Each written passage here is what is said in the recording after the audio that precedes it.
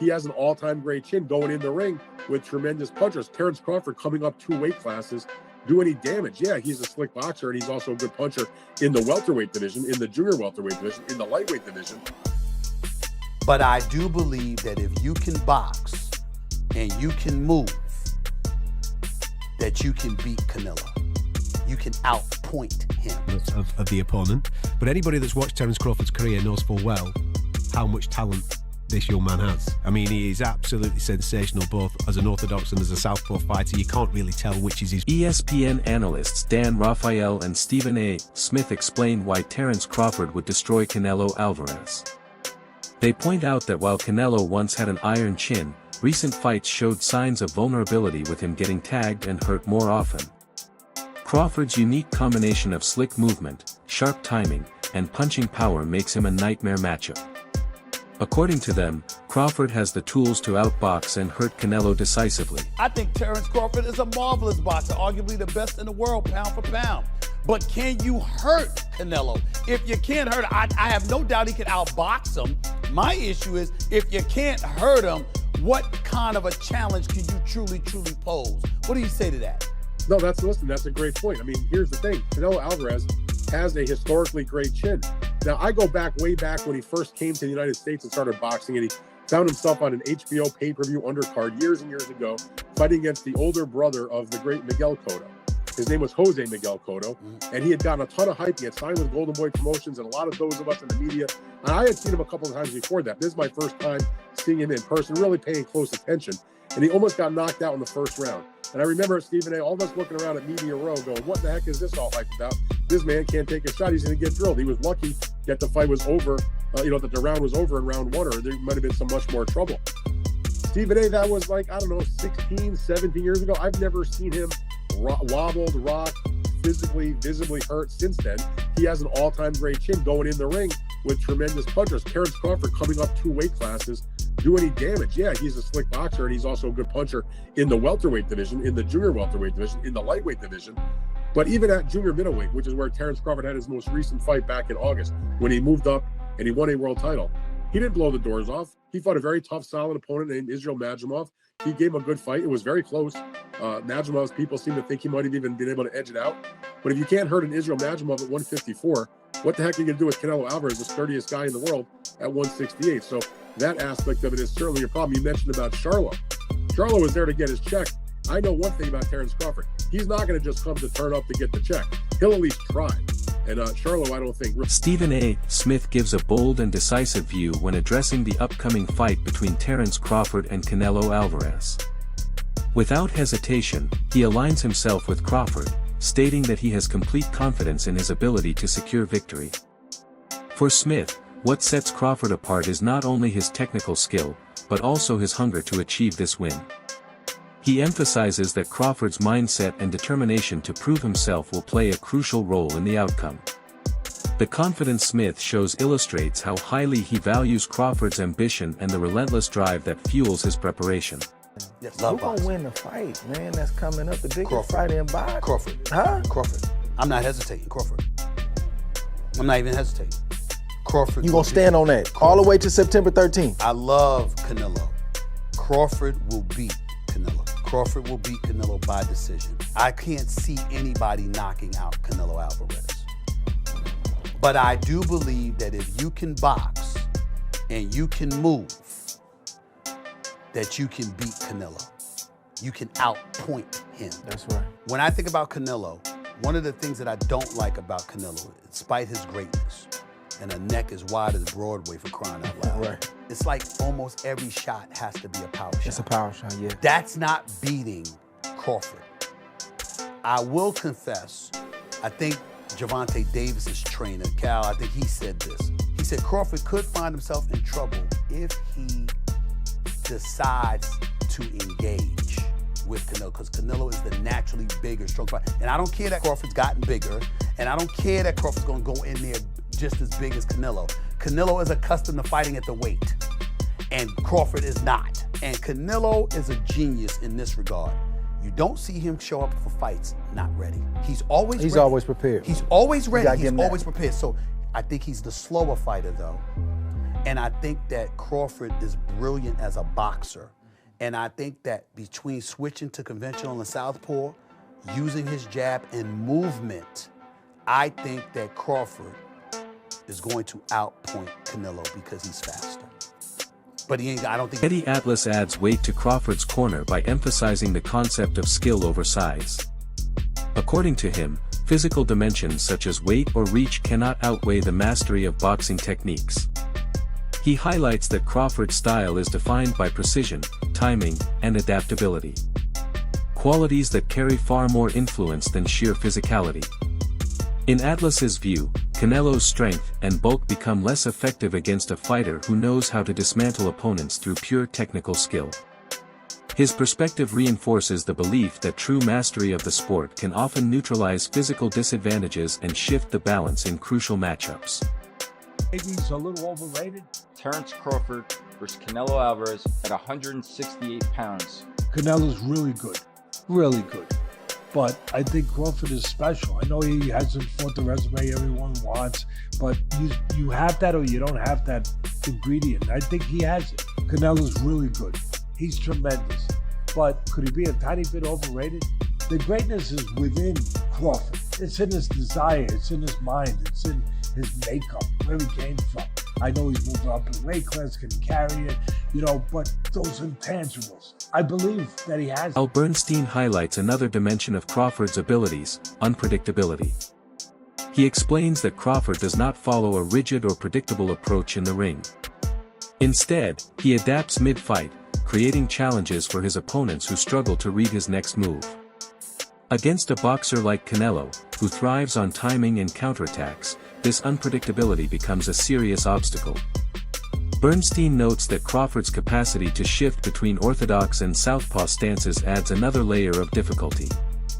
This versatility makes it harder for Canelo to anticipate attacks, leaving him vulnerable to combinations he may not see coming. Most fans or most people would probably say Crawford, I'm guessing, because that's a big part of how he's won, and everybody feels that and rightfully so, that the way he's figured out, he's constantly changing from lefty to righty. He's a person that alters his attack. Sometimes he's a boxer, sometimes he's walking people down. Canelo's style is more the same in most fights. He is a counterpuncher who's waiting for you to make your move so he can counterpunch you. Then when he has you in trouble, he's willing to move forward. His attack is a pretty straightforward one. On the face of it, you might say Crawford, but I think the thing about Canelo Alvarez is that he has seen every style that you... Gareth A. Davies turns his attention to Terence Crawford's extensive experience, highlighting that the American has been competing professionally for over 15 years.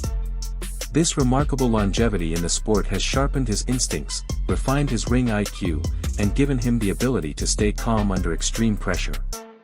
Davies stresses that Crawford's skill set has never been in question, pointing out that his resume reflects consistent excellence against top-tier opponents. Over the years, Crawford has faced a variety of styles, power punchers, slick movers, and resilient veterans. Yet, he has always found a way to adapt and overcome. This adaptability paired with his patience and technical brilliance has earned him a reputation as one of the most complete fighters of his generation. According to Davies, such experience provides Crawford with a unique advantage that cannot be dismissed, especially when envisioning an upcoming showdown with Canelo Alvarez. That he's gone through, the weights that he's gone through, and the opponents that he has been in with. He's come up short against a couple, but he's come through some big challenges as well through his, 65, 66 professional bouts since he was 15 years of age. There's no doubt that this is the biggest test of Terence Crawford's career, not only because of the weight step up, but also because of the level of the opponent. But anybody that's watched Terence Crawford's career knows full well how much talent this young man has. He is absolutely sensational, both as an orthodox and as a southpaw fighter. You can't really tell which is his favoured side. He's that good, the angles that he creates, and the way that he not only dissects people, but the way that he puts his foot down when he gets somebody hurt is... he's spiteful. He's truly, truly impressive. But what he also does, and this is where I think people are making the mistake with the fight with Israel Madrimov last summer in Los Angeles, was that Terence doesn't mind doing enough to win. He doesn't, if he knows he's got to win on points, he's happy to tuck everything neatly in in the office and win round by round. It reminds me of Floyd Mayweather. It reminds me of Pernell Whitaker. It reminds me of guys that win with ease without overstretching themselves, that don't have to get in a battle. But when he's got someone hurt, as you rightly say, he's spiteful. I'm not sure he'll get Canelo hurt in this fight. But if his timing and his movement are on, the slightly slowed Canelo, who likes to load up these days, could find himself frustrated by Terence Crawford. Yeah, and there's also the aspect of when he is behind. I mean, we've all seen that famous clip where he's fighting Sean Porter. Somebody sells him ringside. They've got him down on the cards. He goes through the gears and stops Sean Porter in the very next round. There's also that element to him. He's brilliant. He's absolutely brilliant, but he's also fighting someone that's equally as brilliant. A very different type of style, Canelo. Confidence becomes a recurring theme when analyzing Crawford. An analyst points out that his performances and sparring sessions have left a lasting impression on trainers and fighters who worked alongside him. These stories suggest that Crawford consistently proves his brilliance even outside official bouts. His ability to dominate in training reflects a fighter who is always prepared and never careless in his craft. Confidence drawn from such consistent excellence strengthens his mental toughness. This level of self-assurance gives him the ability to step into the ring believing he can outthink and outperform anyone, including Canelo. So confident. He's so confident that he's about to become undisputed. Listen, 2 weeks to go, less than 2 weeks to go now. What? We're talking about 12 days.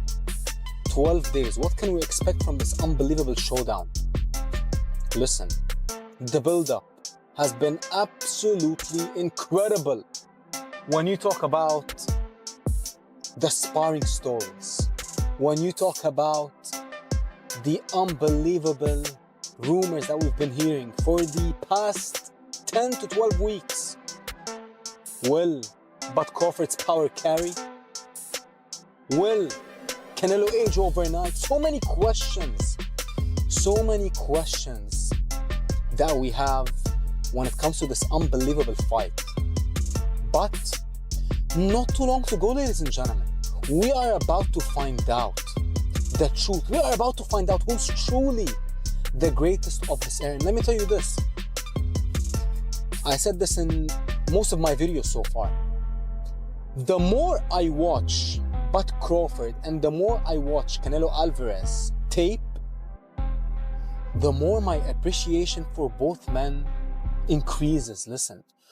Canelo is the greatest pressure/counter puncher in history when he puts both together. And Crawford is the most dynamic fighters my eyes ever saw. Ever saw. Now, listen to this. The moment this fight got announced, we didn't know the things that we know now. We didn't know about their sparring partners. We didn't know about the shape that they were gonna come in. Ari Spears, a comedian and passionate boxing fan, gave his own historical perspective on the fight. He looked back at decades of matchups where some of Mexico's greatest champions went up against American fighters known for speed and skill. In many of those classic bouts, the American side came out on top largely because of their ability to defend, slip punches, and control rhythm with sharp counters. Spears noted that Canelo is a complete fighter with experience against the best. Yet, he suggested this contest continues a long tradition of contrasting styles where timing, defense, and adaptability often prove decisive. Hispanic fighter, put him against the top-notch black fighter, the black dude usually edges him out. And I'm not trying to be disrespectful to the Latino fighters, because look at the greats. De La Hoya, motherfucking, Roberto Duran, Arguello, Felix Trinidad, what's my man's name? Chavez. Huh?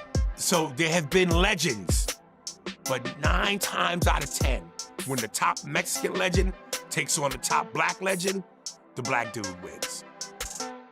Boxing and basketball is just something that niggas just, we got that wop that just, we edge you out. Duran lost to Hagler. He got knocked out so viciously by Hearns. The rumor is he's still waking up today. He lost he did the no mas with Leonard. Yeah, no, I just I've been hanging out with Sugar Ray Leonard recently. We talked De about La that whole Hoya situation. lost to Floyd. He lost to Bernard. He lost to Sugar Shane Mosley. Usually the black fighters edge out the Latinos when it come down to it. So basically you're saying Crawford's going to win because he's black. I'm saying he's going to win because he's got the skills. But that black component, that's that extra juice. That's that extra juice?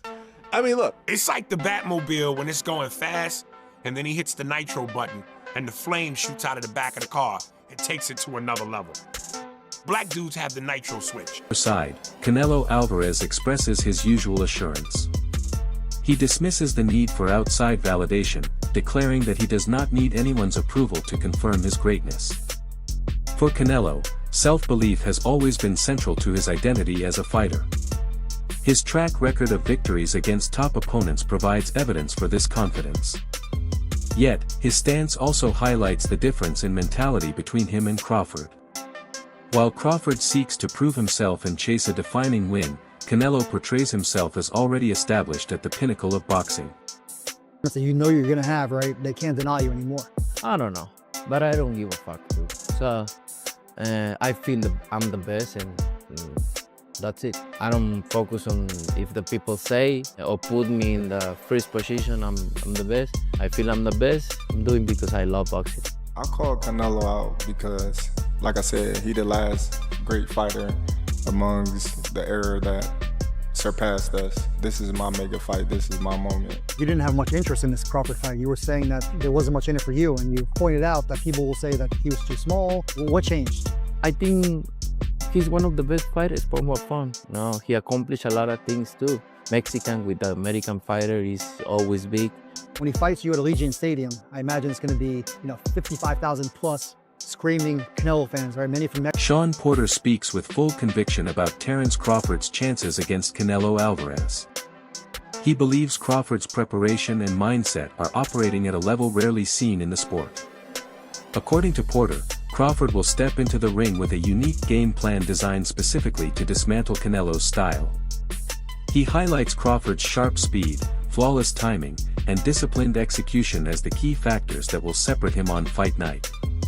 Porter envisions a performance so complete that it could redefine expectations in modern boxing, cementing Crawford's reputation with one of the most commanding victories in recent memory. This fight is being promoted as one of the toughest and most defining moments in Terence Crawford's career. Many view Canelo Alvarez as the highest caliber opponent Crawford has ever faced, making the stakes enormous. For Canelo, the pressure is just as heavy. A loss to Crawford, who is naturally the smaller man stepping up in weight, could stain his otherwise remarkable legacy. In boxing, history tends to judge these moments harshly, especially when a bigger champion falls to a lighter challenger. That is why for Canelo, victory is more than pride. Legacy. And he gave a resounding yeah. A resounding yeah. He said it would massively tarnish Canelo's legacy. And some of the things that he said were just basically things that most of us know, just some register and make sure that other people know and others don't, right? But it would tarnish his legacy, and for the obvious reasons. One is, we know that the guy's older.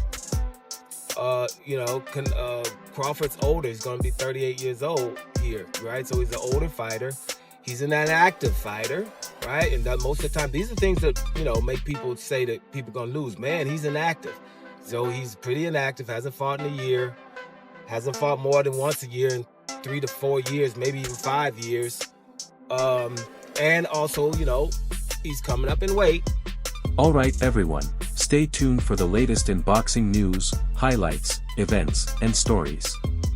Subscribe to Legic Rounds and turn on notifications so you never miss an update. Be sure to watch our other videos too. Until next time, take care and stay safe.